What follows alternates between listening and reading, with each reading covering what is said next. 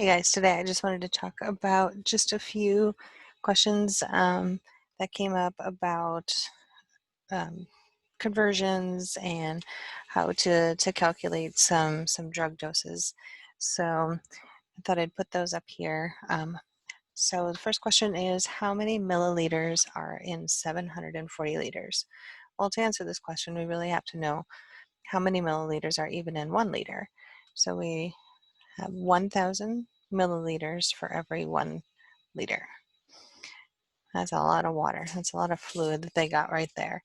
So they've got these 740 liters, and now they want to know how many milliliters. So all you have to do is multiply it by 1,000, and that will give you 740,000 milliliters. So that's that one. And I'm sure we all know the pound to kilogram conversion. So for every 1 kilogram, you have 2.2 pounds.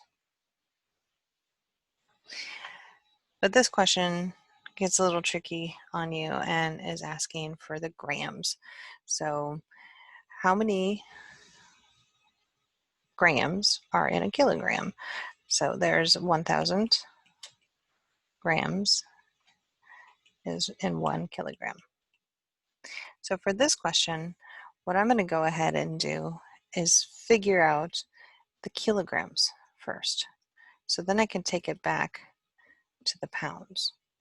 So for that, I'm going to do 1,000 and put that into 920. Obviously, that doesn't go in there, so add a 0, bring your decimal point up. Never leave a naked decimal, so always put a 0 in front of that one. So we got 9, so that's 9,200. Need another 0, 2. So this puppy, we know now, he's not even a kilogram. He's just a little teensy thing. So he's 0.92 kilograms. So now what I have to do is, they want pounds. So now I need to convert that back to pounds. So now I'm going to take my 0.92 and I'm going to multiply it by my 2.2.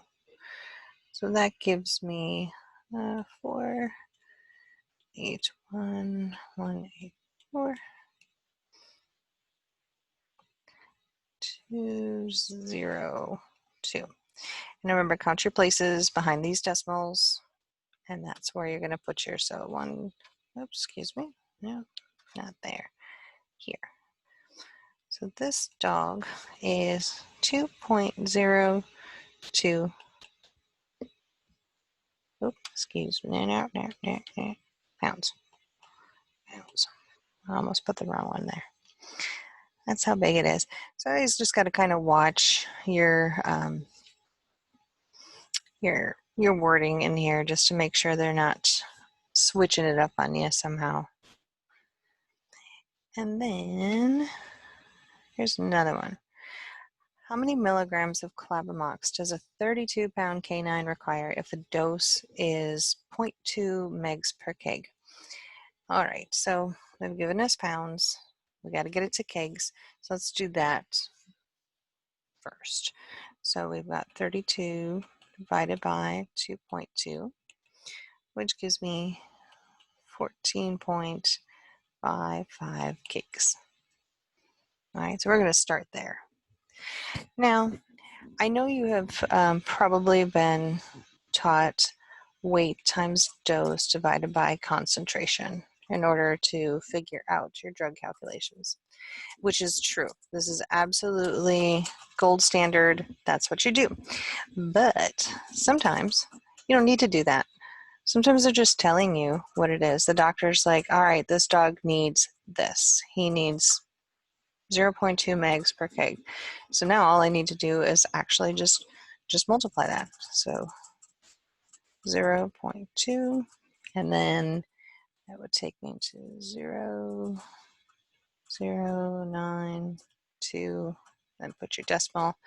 So this dog is getting 2.9 eggs for his weight.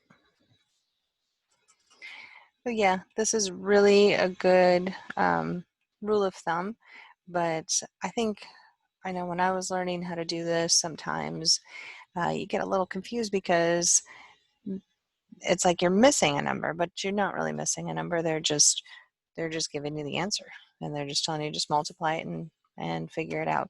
I had to do a little work to get there because I gave you pounds and they wanted kgs, so a little bit of extra work there.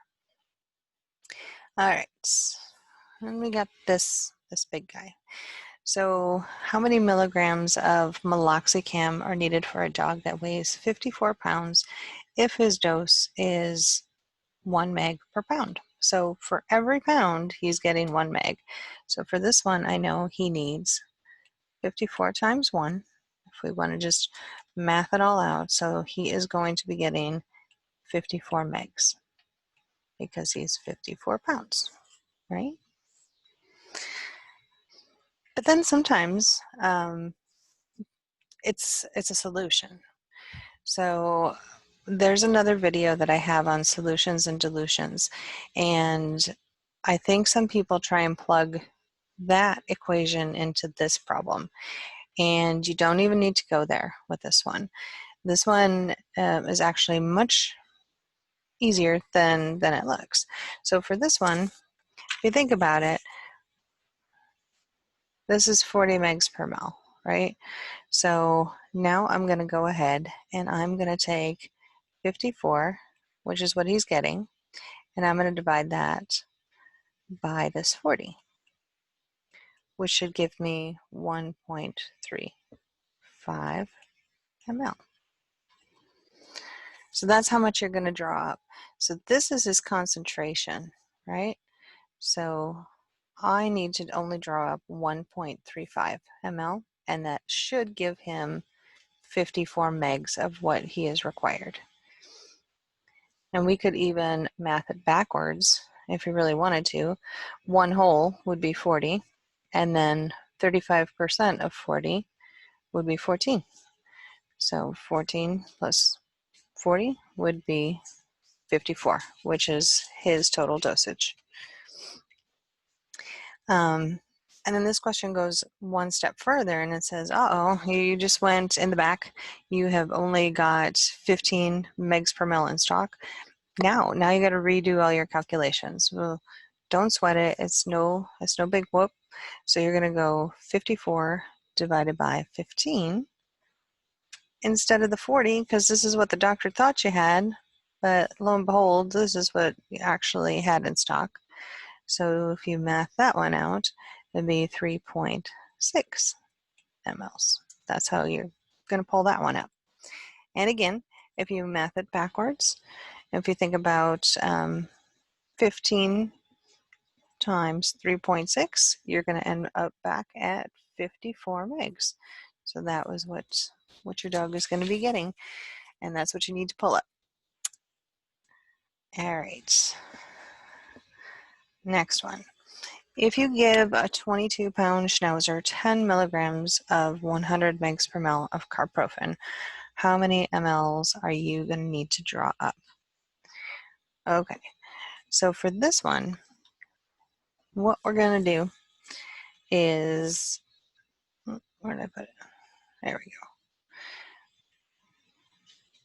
We are going to go and say this number here doesn't matter. It doesn't matter. They just gave you some extra info there. What does matter is 10 megs. That's how much he's getting. And this is what I got on stock. And now all I need to do is go ahead and take 10 and divide that by your 100. And that gives me 0.1 mLs. And that's all I need to do for that one. Sometimes I like to give you a little bit of extra information. Sometimes things are worded a little bit a little bit strangely, not to confuse you, but just to make sure you're pulling out the correct numbers and either multiplying or dividing it in the right way. If you pull this out and actually do it backwards, like if I had said, let's change it to red because that's something we don't want. So if I had actually went this way and I said 100 divided by 10, that gives me 10 mLs. I'm going to super overdose this dog. So the reason for these types of questions is to make sure we don't do this. So there's lots of them. When you get into my pharmacology class, I do throw a whole bunch of these at you. So just to keep reminding you of like which numbers to pull, which numbers to plug in, where to plug them in, and which numbers don't really matter to the whole equation. So I hope that is helpful. And if anybody wants any more help with any other specific questions, just send me a message here or comment on this video. Thanks so much, guys.